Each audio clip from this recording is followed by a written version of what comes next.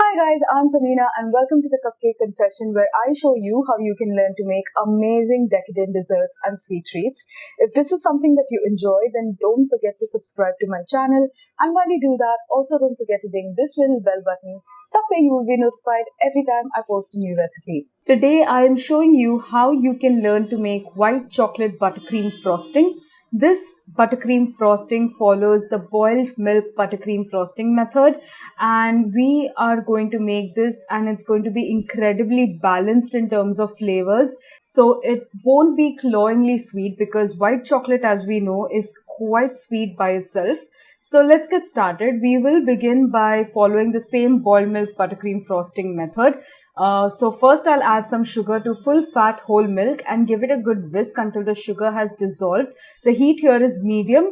So once I feel like the granules of sugar have melted uniformly in the milk, it's time to add the all-purpose flour. But before you add the all-purpose flour, what I would recommend is that you turn the heat off and first give it a rigorous whisk so that all of the flour particles are well mixed with the milk and there are no lumpy bits. You do not want lumpy bits in your pudding mix because the frosting won't be smooth and uniform and luxuriously silky.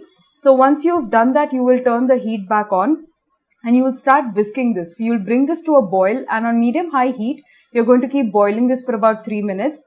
This is what it should start to look like. All these bubbles start to appear.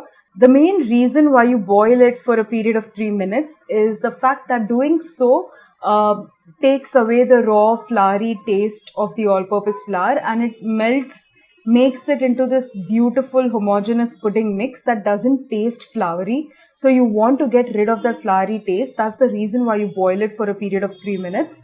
Once that happens, you can see how beautifully thickened it is right now, and you keep whisking this always. Do not let it sit on its own because it's going to catch at the bottom. So it's very important that you constantly whisk this to avoid any burned bits. Now you will transfer this pudding mix into a plate and you are going to let this cool down to room temperature. What I like to do is pop this into the freezer.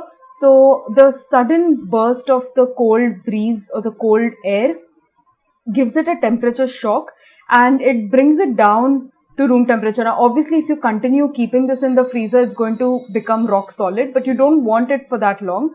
You'll just freeze it for about 10 to 15 minutes, and when it feels room temperature to the touch or when it feels just normal to the touch, that's when you'll take it out. And we'll proceed now. So here I have some softened salted butter. I've used salted. You can also use unsalted butter. I'm just going to give this a quick mix until the butter gets smooth and breaks down and becomes a nice smooth paste-like consistency. Now we'll start adding this room temperature pudding mix into the butter. We'll add it a little at a time. You don't want to overwhelm this mix by adding everything in one go. So very important that you add a little bit of the pudding mix at a time. Also, another note to take care of is to make sure that all the ingredients at this stage are at room temperature. You do not need anything warm or too cold as well. So I'll just keep adding this pudding mix, and as you can see that the frosting is starting to come together. If you do not add any flavorings to this, if you leave it as is, this is the boiled milk buttercream frosting, but we don't want that. We want to flavor it with white chocolate. Then now comes the magic ingredient. We will add melted white chocolate. Now also another note here again, as I said before, it has to be at room temperature. You can melt this in the microwave at 10-second intervals until it's nice and uniformly melted, and then you let it sit for a while till it comes down to room temperature. Put your finger into this white chocolate mix and make sure that it doesn't feel warm to the touch at all. You'll add that and then you'll start beating this again on high speed for about 2 minutes, and you will now start to see that this frosting is luxuriously beautiful, silky, light and fluffy and full of the delicious white chocolate flavor. Next week, I will be showing you how you can use this beautiful white chocolate buttercream frosting to frost on cupcakes. So this is a lavender white chocolate cupcake right here, and I'll be showing the entire recipe next week. So don't forget to subscribe to my channel so you are notified when this recipe goes live. And this, you guys, is my white chocolate buttercream frosting.